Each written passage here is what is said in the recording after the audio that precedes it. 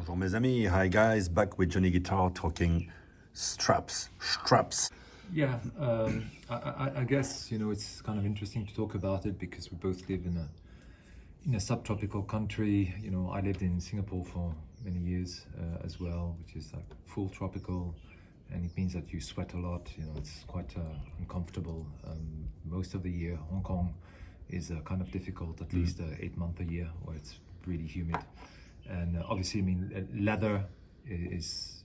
If you really wear leather here, you probably kid it within a season because it's just going to rot. It's nasty. So you need to find alternatives. So obviously, you can just buy watches on metal bracelets, which is nice. But even that, in the summer, can be a bit uncomfortable, especially those watches which don't have a quick adjustment system where you can get maybe 2-3 millimeters because you're in freezing cold air conditioning in Hong Kong and most of Asia because they always crank up the air conditioning to the max, and then you go out and it's 32 degrees and it's 90% humidity, and within 5 minutes your wrist You gotta wear it loose, huh?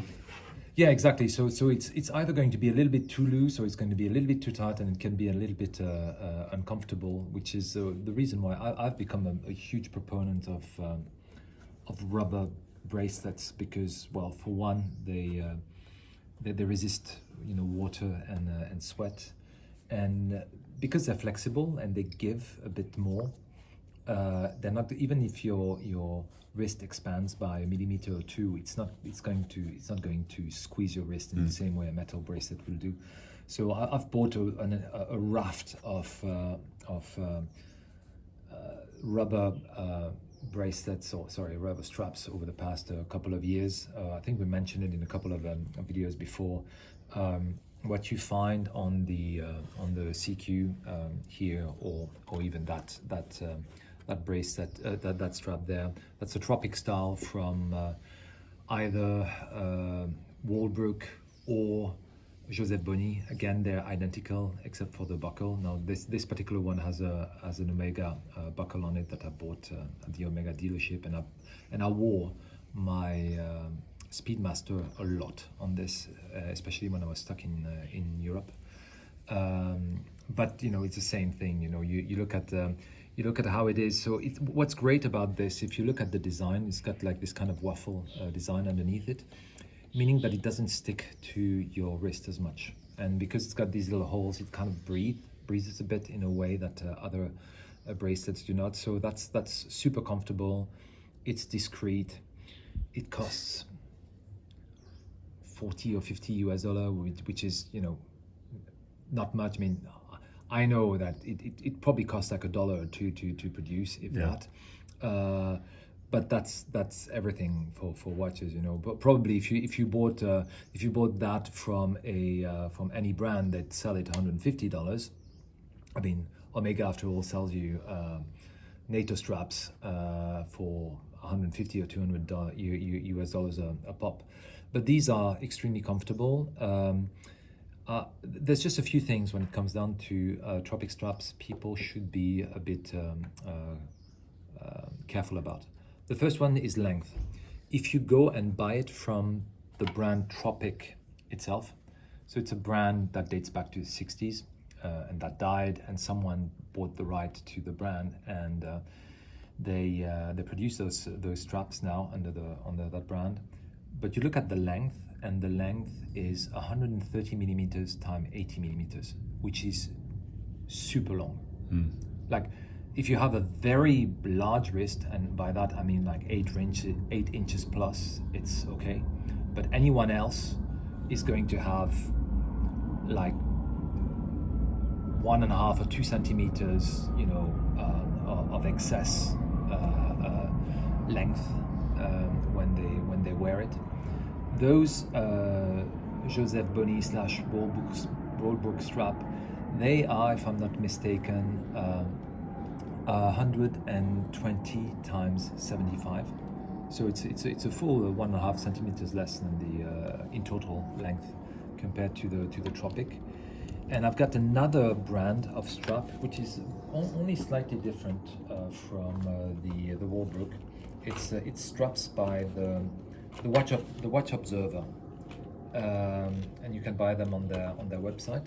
They're almost the same as the Joseph Bonny ones that you're displaying right now on the CQ. So this is the I'm not sure if you see it. So this is a watch observer strap. So they're a tiny bit thicker than the Joseph Bonny. Still have the weave pattern underneath it, and they are 115 millimeters and 75 millimeters, which is the original length of the Tropic strap. Now, this is probably more for smaller or medium-sized wrist. Frankly, if you have a very large wrist, you would probably benefit with getting a Joseph Bonny, which has another 5 millimeters to it, or even the Tropic one. But they're very good quality. The other thing that is different, if you look at the section there, the section is a bit different. You can see it's a bit thicker and flatter, and this is rounder on this one. And that's quite nice. The section here doesn't show the flat bit as in this one. So it's a matter of aesthetic preference. The other thing that I would say regarding Tropic strap, it's probably best to avoid the ones which have the quick change mechanism, because what that does, because again, it's supposed to be more or less a sports bracelet or something you go in the water with. But what that does, because you have this little button there that you can pull in order to change it.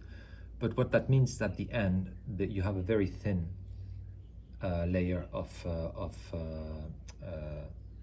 rubber there, and this is where it will eventually crack.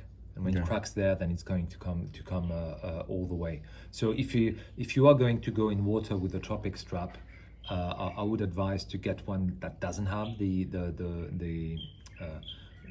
change, just because down the line, eventually, if you do that enough time, the rubber becomes less pliable, it becomes more brittle, and breaks more easily. And to have something that has just a little bit of rubber towards the end, that it's a potential point of failure that you will not have on those ones. So big fan of those Tropic strap. They come in any color these days. I got like some really funky one. I've got like this. I've got a pale blue one. So I actually wore this one, the orange one, on my Speedmaster a bit. Kind of have a little bit of this Ultraman feel to it because of the orange. They're just fun to wear. It's not the most discreet, but yes, in the summer in Hong Kong, it's not really an issue. So that's the first ones I'd highly recommend. At least for the brands I've mentioned, which I've tested and I've worn for a number of years. And as people have seen in the segment we just did on the FXD Tudor, there's these well, I guess you could call it NATO strap, because they're the same general make as a NATO. This one is a 22 millimeters to go on the FXD. This on the U50 is a 20 millimeters one. And what I really like about it is the fact that the second piece comes off. There's an articulation. If you look at the way that this is built, this is where the second piece would come underneath it, and it means that you can take it out. And that means that if you don't want all of the height that goes with a two-piece NATO strap, you can just take it out. A number of people I have found, what they're doing is they buy a regular NATO, the nylon, and they just cut the second piece. Right. Whereas this one, and you feel like, ooh, you're permanently damaging something. Whereas this, I can put it on or off. It's fine. I like the fact that they've thought about that design. It's quite thin as well, so it's not going to be very tall on your wrist. It's got like this little ribbing, meaning that your wrist is still going to breathe a bit, just because it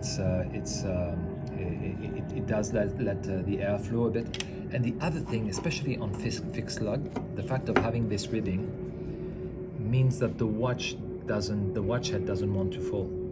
Whereas if you did this on the regular nylon, it would just slide off the thing. So it's actually practical as well. Now the only knock I have on this, if you smell it, sadly it doesn't smell like Johnny. no, not really. It smells of vanilla, and the reason why there. But it's better than rubber, because otherwise it would smell like rubber, I'm guessing. So yes, masking the yes. smell. So especially when you want to have a rubber that is that pliable, you need to put additives, and the additives are not pleasant to the smell. It is quite nice. I mean, you have to get used to smelling like a bit of an ice cream, but apart from that, it's really good. They're again highly recommended. They're a bit expensive, frankly, and these ones. What does that cost? How much are these ones? They're not particularly cheap. So I think these ones must be around. They must be around $60 or $70. Again, they're made by Bonetto Centurini, but these ones I purchased it from Gecko because I couldn't find the Bonetto Centurini. I couldn't find a website that would sell them. I know that they're available at some watch shops, but I couldn't find it. What does the ZD stand for? Do you know? Zulu Diver. Zulu Diver. Okay. So it's the Watch Gecko Zulu Diver. The metal is nice. You know, it goes quite well with either the U50 or the FXD because it's matte. They have a version in black that is shiny if you want a shiny version. But I think it works quite well with sports watches in general. One. I like it. No, this is nice, and they're very comfortable to wear. Again, the price is excessive for what it is, but again, welcome to the watch world.